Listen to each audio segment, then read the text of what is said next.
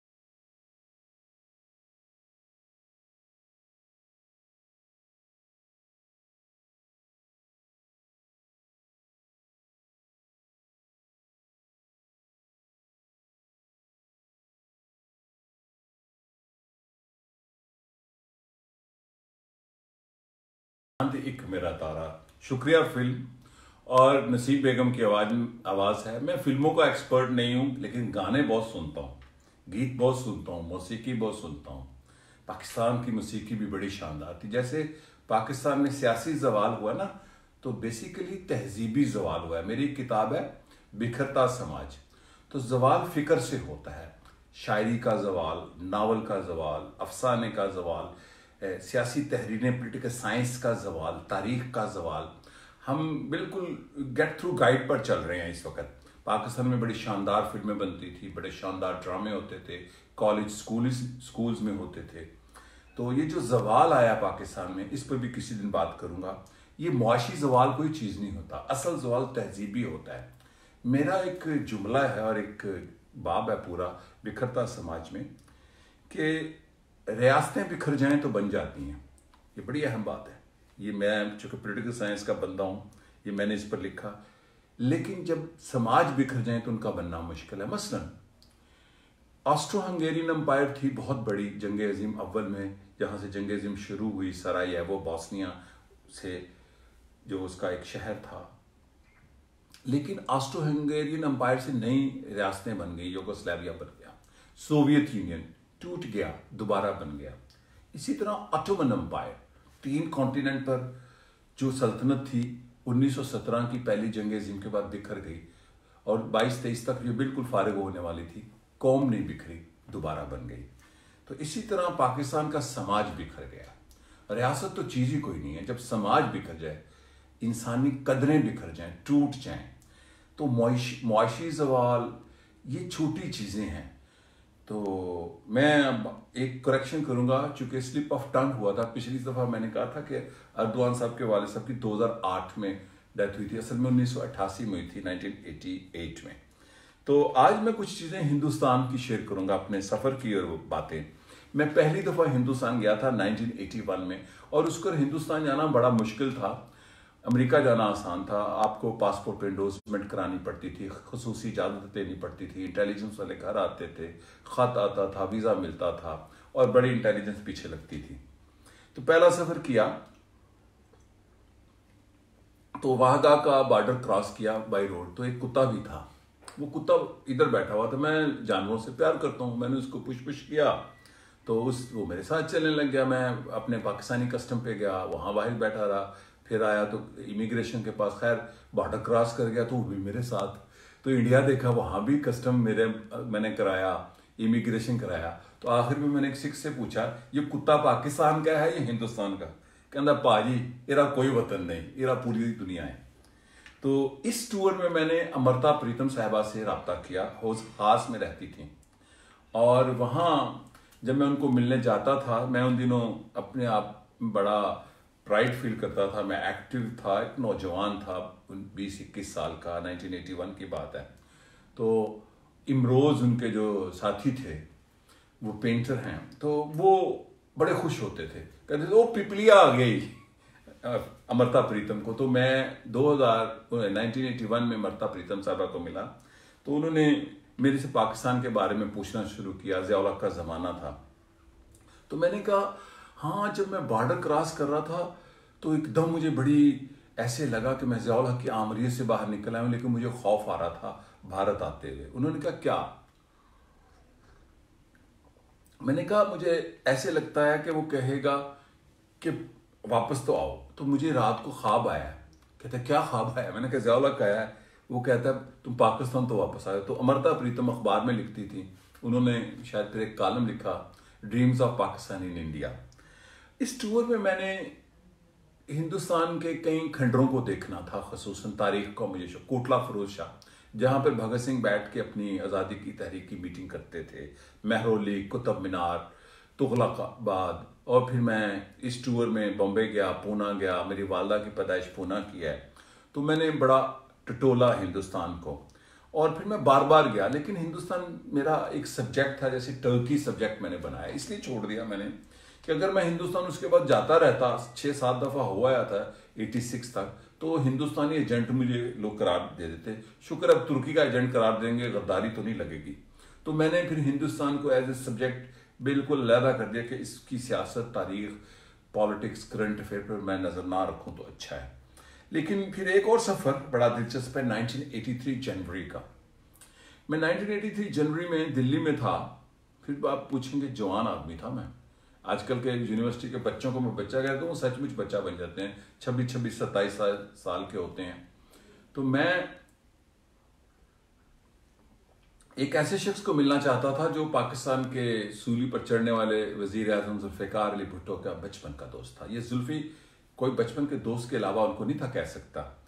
पीलो मोदी शिमला मुआहदे में भी साथ थे जब मुआहदा हो रहा था, उसके विटनेस थे। तो खैर मैं उनकी दफ्तर गया। उनकी एक पार्टी थी, स्वतंत्र पार्टी, चंद लोगों की पार्टी थी, पारसी हैं थे ये, और इनकी बीवी और ये दोनों क्लास फेलो थे वीना। फिर उनसे शादी हो गई। ये भुट्टो के क्लास फेलो थे, अमेरिका में भी क्लास फेलो थे। तो इनको जब मैं मिलने गया तो इन्होंने जो मुझे बातें बताई वो मैंने अपनी किताब मेरा लहू में शामिल की। अपनी भी इनकी किताब है, जुल्फी माई फ्रेंड, जुल्फी मेरा दोस्त। तो इन्होंने बताई कि जुल्फ़िकार अली भुट्टो बड़ा शर्मीला था, 9 साल का था जब बॉम्बे आया। तो मैंने कहा आपकी दोस्ती की वजह क्या बनी? उन्होंने कहा वजह मेरा तहजीबी ताल्लुक था। मैंने कहा वो क्या? कि वो एक देहाती था, पसमानदा, उसके पेरेंट्स ने उसका ख्याल ना किया, लेकिन जब बॉम्बे आ गया तो उसको पता चला कि मैं फ्यूडल फैमिली से, तो मेरे से कपड़े पहनने। जुल्फ़िकार अली भुट्टो जो बड़े खुश लिबास मशहूर थे, ऑक्सफोर्ड शूज़, ब्लू शर्ट पहनते थे और टाई उसके साथ मैच करती थी, बड़े डिसेंट। जब शलवार कमीज पहना तो पाकिस्तान में पूरा उसका नया तारुफ करवा दिया शलवार कमीज का। तो जुल्फ़िकार अली भुट्टो का तहजीबी दोस्ती यानी कि अदब आदाब महफल जो अर्बन लाइफ की, बॉम्बे लाइफ की थी, वो पीलो मोदी ने मुतारफ कराई और वो मरते दम तक उनके दोस्त। मैंने उनका इंटरव्यू किया तवील, और अपनी यादाश्त के साथ में उस वक्त भी मैं अपने पैसे वैसे जमा करके 2 चीज़ें ज़रूर रखता हूँ, कैमरा और अपना कैसेट प्लेयर। तो वो फिर मैंने अपनी किताब मेरा लहू में छापा, वो किताब में शामिल है। तो इंटरव्यू के दौरान ही उनको हार्ट अटैक हुआ। तो फिर उन्होंने अपने मुलाजम से, जो ड्राइवर भी था, उससे गोली मंगवाई और ली। तो फिर मुझे वो कहते हैं ये बातें ना करो मेरे दोस्त की, भुट्टो की। खैर उसके बाद मैं आ गया। दूसरे दिन मैंने बॉम्बे जाना था। मेरे एक दोस्त हैं हरबचन सिंह खरबिंदा, उनका भी जिक्र लोग दर लोग में है मैंने, जिसमें लिखा है कि हिंदुस्तान में अगर आपका एक सिख दोस्त हो तो फिर आपको किसी की दोस्त बनाने की ज़रूरत नहीं है। तो वो मुझे बल्ली मारा में लेने आए, उसी घर में जहाँ गालिब रहता था, शरीफ मंजिल उसका नाम है। मसरूर अहमद ख़ान जो उनके पोते हैं अजमल ख़ान के, वो मेरे अभी भी दोस्त हैं, अल्लाह उनको लंबी उम्र अता करे। तो वो मुझे स्टेशन तक छोड़ने आए। तो एक बच्चा अखबार बेच रहा था दोपहर शाम का, बॉम्बे के लिए मैं जा रहा था ट्रेन के लिए, कह रहा पीलो मोदी का ध्यान, पीलो मोदी का ध्यान। तो मुझे एकदम खरबिंदा रुक के कहता, और मैं बड़ा खुश था कि भुट्टो के एक दोस्त को मिल के आ रहा हूँ, क्योंकि मैं तारीख की तलाश करता हूँ। तो उन्होंने कहा पीलो मोदी का ध्यान। मैं कहा ध्यान क्या होता है? कहते हैं इंतकाल कर गए। दूसरा वाक़या वो भी इसी सफ़र का, 83 का ही। मैं बॉम्बे गया और मुझे मिलना था एक ऐसे शख्स को जिसके बारे में ख़बरें बड़ी छपती थी और पाकिस्तान में तो हर सेंसर होती थी कि भुट्टो पर फिल्म बन रही है हिंदुस्तान में। तो मैं उस शख्स को मिलने गया लोटस कोर्ट कोलाबा में। कोलाबा जहाँ ये गेटवे ऑफ इंडिया है और ताजमहल होटल है, उसके पीछे बड़ा पॉश एरिया है बॉम्बे का, खूबसूरत और अमीर लोगों का, रवायती। उसके पीछे जाके कायद आज़म मोहम्मद अली जिन्ना रहमतुल्लाह अलैह का भी घर है बड़ा मशहूर। तो मैं खैर एड्रेस ढूंढ लेता हूँ। पहले मैं ऐसी जगह चला गया जहाँ पे फिल्म इंडस्ट्री अंधेरी, बॉम्बे में ये सारा फिल्म इंडस्ट्री का एरिया, एक फिल्म के दफ्तर, दूसरे फिल्म के दफ्तर, तीसरे। तो IS जौहर जो थे उनका एड्रेस मुझे मिल गया। मैं उनके घर गया तो मैंने बेल की, और जब बेल की तो एक नौजवान लड़का, बम्बेआइट्स जैसे होते हैं मराठी, आया। जैसे छोटी सी उन्होंने लुंगी सी बांधी होती है। जी, मैंने कहा मैं पाकिस्तान से आया हूँ और मैं IS जौहर से मिलना चाहता हूँ। मैंने कार्ड भी छपवाए होते थे उस वक्त, मैं कॉलेज पढ़ता था, विजिटिंग कार्ड। उसने मेरा कार्ड लिया, अंदर गया, 2 मिनट बाद आया। साहब कहते हैं 3 बजे आओ। मैं कहा ठीक है। मैं सामने एक सिनेमा था, ब्लू लेगून, फिल्म देखी 3 बजे। फिर मूंगफली खाता हुआ, जिसको सिंग खरी कहते हैं, सिंग खरी मराठी ज़बान में, वापस आया। पूरे 3 बजे मैंने दोबारा बेल की तो सामने एक शख्स तख्त पर बैठा, जिसको कहते हैं ना जोगिया रंग का, लंबा सा चोगा, टॉल और बड़ा खूबसूरत स्मार्ट आदमी, हीरो फिल्मों के हीरो भी थे वो। मैं है ना फिल्मों का शौकीन हूँ, ना मुझे इतना पता है इल्म, लेकिन इस हवाले से चूंकि मालूमात इकट्ठी कर रखी थी कि भुट्टो पर फिल्म बना रहे हैं साहब भैया जोर साहब, तो वो मुझे मिले उठकर बड़ा अदब से, और फिर उन्होंने चाय पूछी। बॉम्बे में रिवाज है, आपको गिलास में चाय देंगे, दूसरे गिलास में पानी आता है, 2 गिलास आते हैं, हर गिलास होता है छोटा सा। बातें शुरू हो गई, तो यकीनन मैं उर्दू बोल रहा था या वो हिंदी बोल रहे थे, तो कहते हैं आप पंजाबी हैं? मैं कहा जी। कहते पंजाबी च गल करो। जब उन्होंने कहा पंजाबी च गल करो, एक लफ्ज़ बोला, तो मैंने कहा आप सरगोदा से हैं? कहते हाँ मैं तालागंज से हूँ। अच्छा, मैं तो और एक्साइटेड हो गया कि मेरा बैकग्राउंड सरगोदा से है। कहते हैं सरगोदा सनातन धर्म हाई स्कूल से पढ़ा हूँ, ये वही स्कूल है जो 7 ब्लॉक में खालकिया स्कूल बन गया। मेरे वालिद साहब याकूब गोइंदी भी वहीं से पढ़े। फिर पीलो मोदी से बातें हुई फिल्म के बारे में, तो मैं वो इंडिया टुडे में पूरा स्क्रिप्ट छपा था पीलो मोदी की उस फिल्म का, वो फिल्म ना बनी, उसकी कई वजूहात थी, मेरी किताब में इसका जिक्र है इसका भी।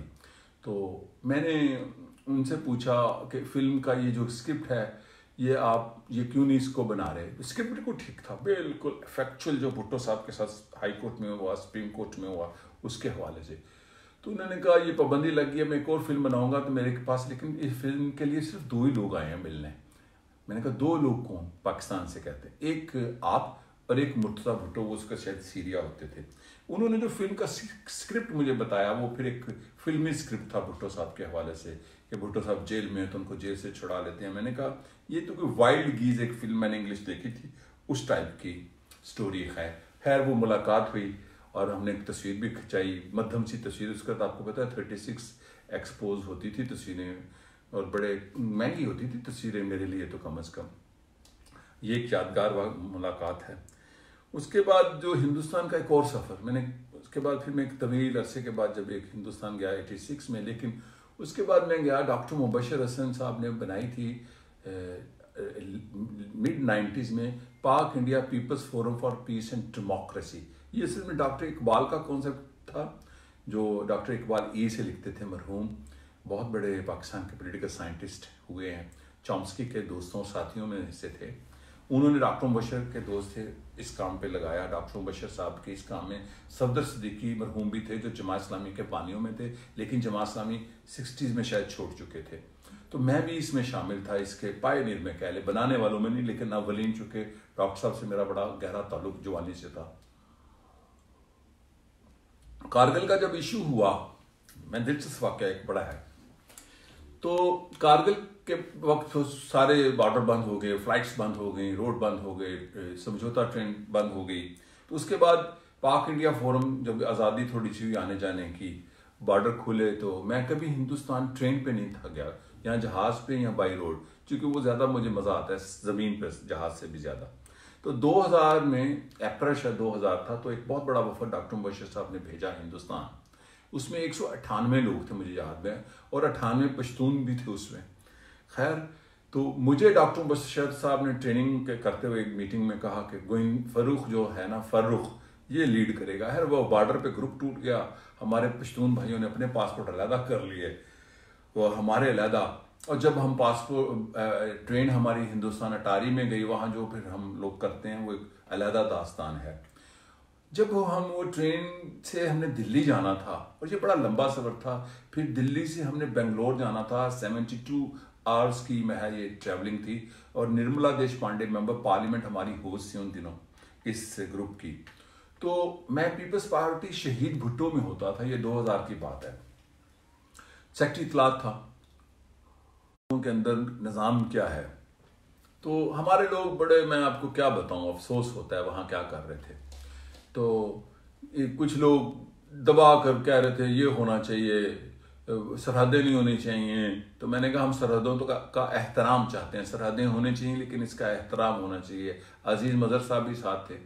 तो इस दौरान ये पूरा दिन, चूँकि हमने रेलवे के स्टेशन पे अटारी पे गुजार कर शाम की ट्रेन चलती थी उसके लिए, दिल्ली के लिए लेनी थी, तो एक शख्स आया मेरे पास, बड़ा खूबसूरत गोरा चिट्टा, कहता है अस्सलाम वालेकुम जनाब। अच्छा, मैं फ़ौरन समझ गया ये मामला को ख़ास है। आप फर्रुख से गोइंदी है ना? मैं कहा जी। तो आपका तो मैं बड़ा मुद्दा हूँ, हम आपके बयान पढ़ते हैं, मैं चूँकि बयान देता था अखबारों में, मैं समझ गया इसने कहाँ से मेरे बयान पढ़ने, बड़ी दोस्ती। मैंने कहा आपका नाम, मैं इनोसेंट बन गया। पंजाबी में कहते हैं ना, जमला जड़ते खुदा नू लै गए चोर। तो इंटेलिजेंस वालों से मुझे रब्ता था, पाकिस्तान में कैसे डील करते हैं, इग्नोर करते हैं, इनको पता नहीं चलने देते।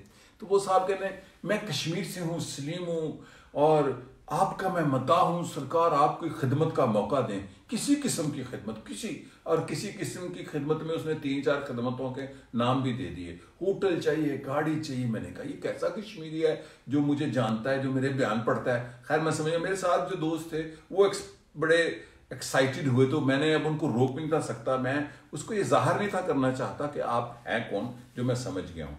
तो वो मुझे 2-3 चीज़ें ऑफर कर रहा था, आप एंजॉय करें हिंदुस्तान के सफ़र को। तो मैंने कहा जी सब कुछ है, वहाँ हॉस्टल है, कोई गिरजे का बेंगलोर में, वहाँ हमें ठहराया जाना है, ट्रेन है, इस पर सफ़र करेंगे, पैसे हमने जमा कराए हैं अपने सफ़र के, चूँकि हम फंड डालकर सफ़र होता था ये। तो खैर वो साहब इंडियन इंटेलिजेंस के थे। ये अक्सर ऐसे मेरे साथ दिलचस्प वाक़यात हुए हैं। लेकिन आज मैं एक शख्स का जिक्र करूँगा जो बड़ा काबिल एहतराम है इंसानी हकूक़ की तहरीक के लिए, एंटी इंपीरियलिस्ट है और अमरीकी है। इसको भी मैं मिला था, इसका वाक़या भी सुनाऊंगा। इनका नाम है रैमजे क्लार्क। 1927 में पैदा हुए, बड़े वेल्दी फैमिली में, और कानून से मुतल्लिक, वालदा भी, वालिद भी, बीवी भी। रैमजे क्लार्क सदर जॉनसन और सदर कैनेडी के दौर में डिप्टी अटॉर्नी जनरल रहे अमेरिका के, फिर अटॉर्नी जनरल, और बड़े दबंग आदमी हैं ये, अल्लाह इनको सलामत रखे। बड़े दबंग, अमेरिका के सबसे बड़े नकाद अगर कोई अमेरिका में हैं अभी जो हयात हैं ये हैं। इनकी तारीख बड़ी दिलचस्प है। जब सेकेंड वर्ल्ड वॉर हुई तो सेकेंड वर्ल्ड वॉर के बाद जो ट्रायल हुआ, न्यूरनबर्ग ट्रायल, न्यूरनबर्ग एक शहर है जर्मनी का। पिछले साल मैं वहाँ से जर्मनी जब गया तो न्यूरनबर्ग से ही मैंने बस ली थी स्लोवाकिया के लिए, प्राग के लिए, और वो रेलवे स्टेशन के सामने बस अड्डा था पिछले साल जब मैं अपने 14 ममालिक की सियाहत कर रहा था। तो न्यूरनबर्ग में जो नाजियों का ट्रायल हुआ उसमें जो यंगेस्ट मेंबर थे वो रैमजे क्लार्क थे। ये डिप्टी अटॉर्नी जनरल रहे, अटॉर्नी जनरल रहे, लेकिन उसके बाद ये अमेरिका में बड़े ह्यूमन राइट्स एक्टिविस्ट और बड़े प्रोग्रेसिव स्कूल ऑफ थॉट के आदमी जाने जाते हैं। इन्होंने अमेरिका के अंदर जो 2 अहम बड़े काम किए, एक एक्ट है वोटिंग राइट्स एक्ट ऑफ 1965। ये बड़ा अहम एक्ट है, आप इसको जाकर नेट में सर्च कर लें, मैं आपके साथ चीज़ें बेसिक शेयर करूंगा। इसको बनाने, पास करवाने में इनका किरदार है। दूसरा एक्ट जिसमें अमेरिका के अंदर ये जो सिविल लिबर्टीज की तहरीक को हकूक मिले वियतनाम की वार की तहरीक के नतीजे में, वो एक्ट था सिविल राइट्स एक्ट ऑफ 1968। ये भी रैमजे क्लार्क ने मंजूर करवाने और बनाने में किरदार अदा किया।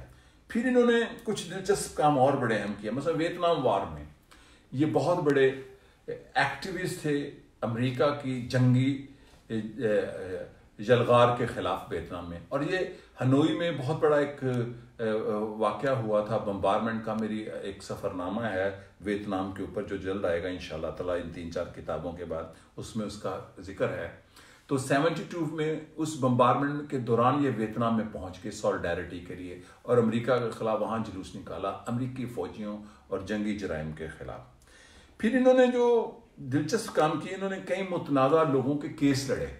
मसलन इन्होंने सद्दाम हुसैन का केस लड़ा जब उनके खिलाफ एक अदालत ने इराक में जब अमरीकियों ने कब्जा कर लिया और सद्दाम हुसैन के खिलाफ उनको मुजरिम करार दिया, तो ये उनके वकील बने और उधर इनकी बड़ी तल्ख कलामी होती थी दूसरे वकीलों के साथ। दूसरा इनका अहम काम ये था कि जो यूगोस्लाविया था, जो बड़ी अहम बात है, ये जो बॉस्निया है ना, इसकी मैं आपको एक बात बताऊं।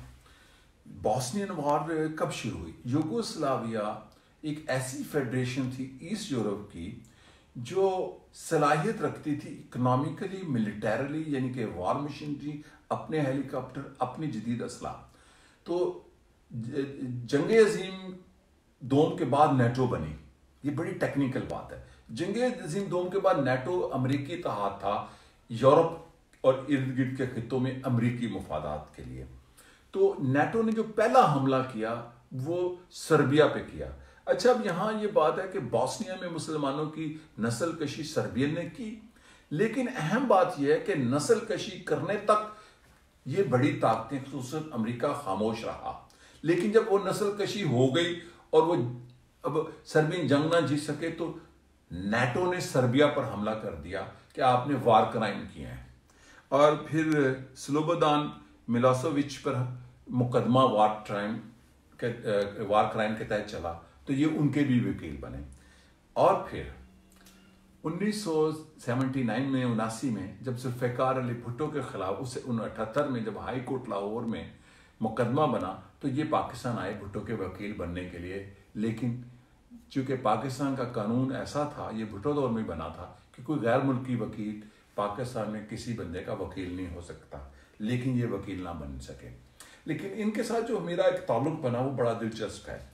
1990 में जब गल्फ वार हुई, इराक पर अमरीकियों ने जलगार की जंगी, तो हमने लाहौर में एक बनाई एंटी गल्फ वार कमेटी, जिसके फाउंडर फारूक तारक और मैं और दूसरे कॉमरेड दोस्त थे।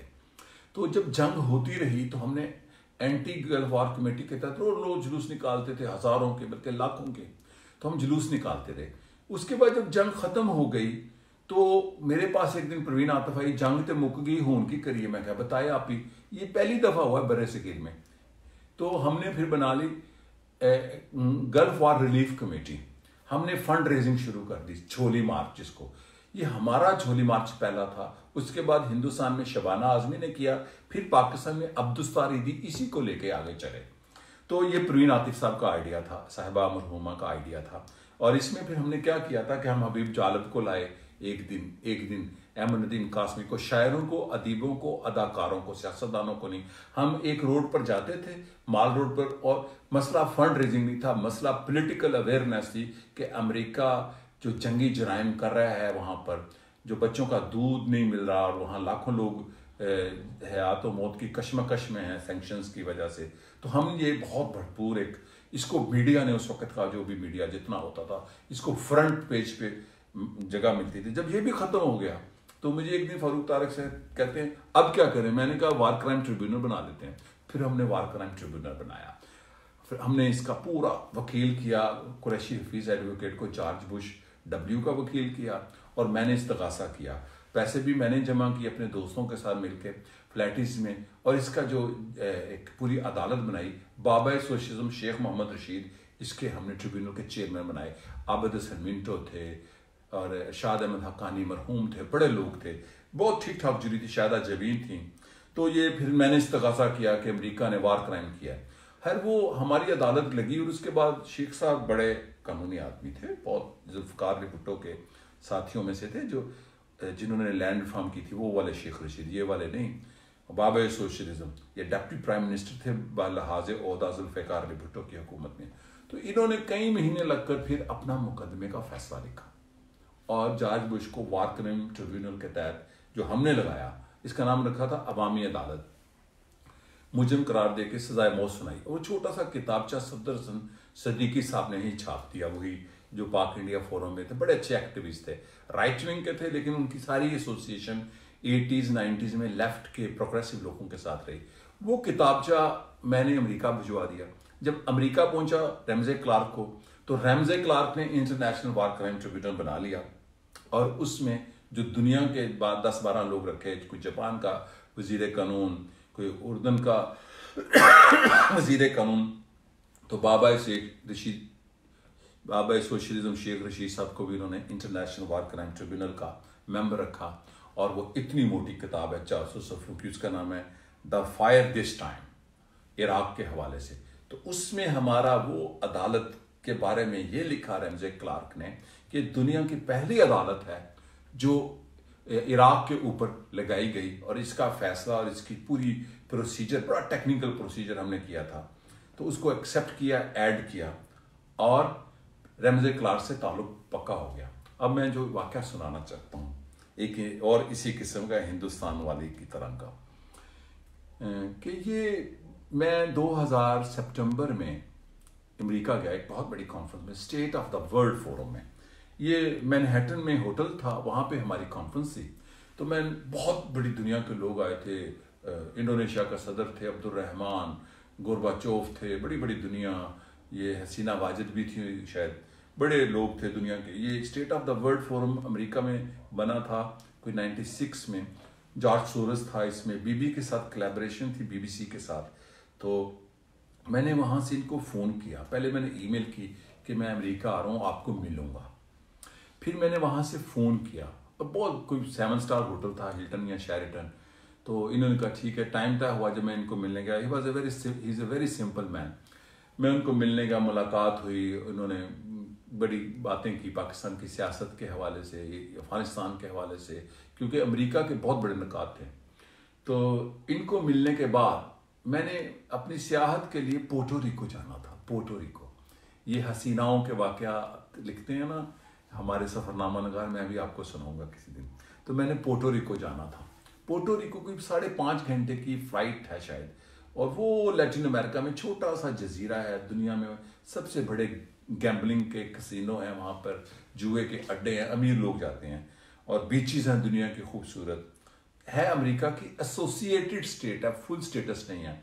और वो स्पेनिश लोग हैं वहाँ पर, अलहदगी की तहरीक है। वहीं पर एक जजीरा और है पोर्टो रिको का, व्याकस, जहाँ पे अमेरिकी अपने टेस्ट करते हैं और अमेरिका के खिलाफ वहाँ पे जुलूस निकलता है। तो बहुत अमीर स्टेट है। अमेरिकी इनको बहुत ज़्यादा खुशहाल रखते हैं ताकि ये तहरीक ज़्यादा ना कामयाब हो। तो जब मैं वहाँ पर, मेरे एक दोस्त थे और उनकी बीवी ज़ुरैदा, वो वहाँ पे पोर्टो रिकन थे। मैंने उनको फ़ोन किया अमेरिका से।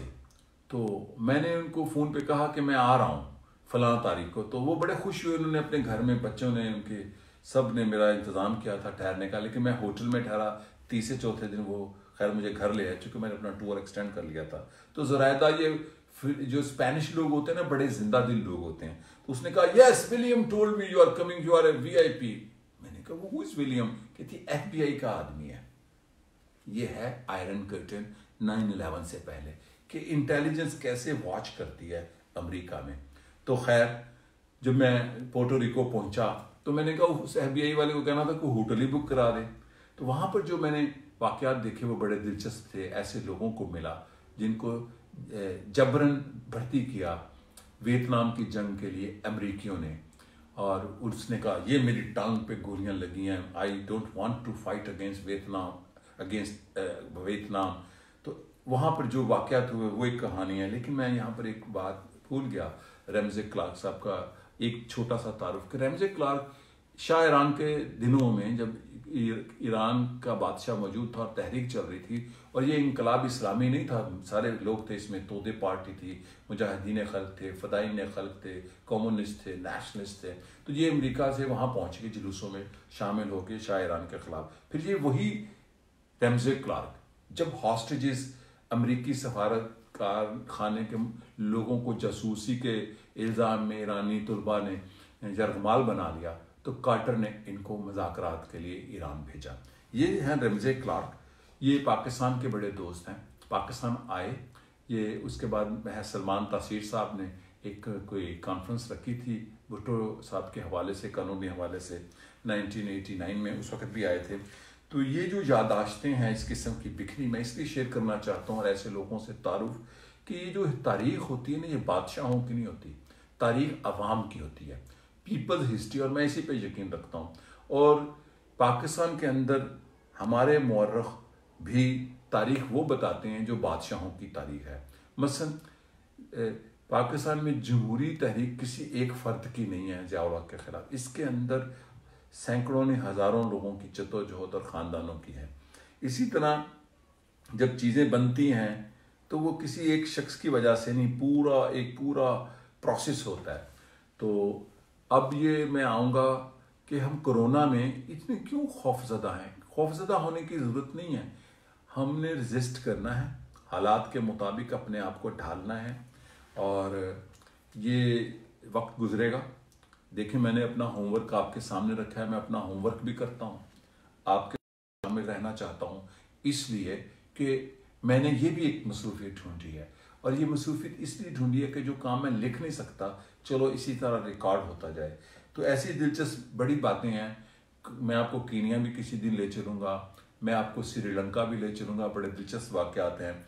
और मैं किसी दिन स्लोवाकिया भी ले चलूँगा, एस्टोनिया भी ले चलूँगा, ईरान भी ले चलूँगा, जहाँ जहाँ मैंने कुछ 100 के करीब ममालिक देखे हैं।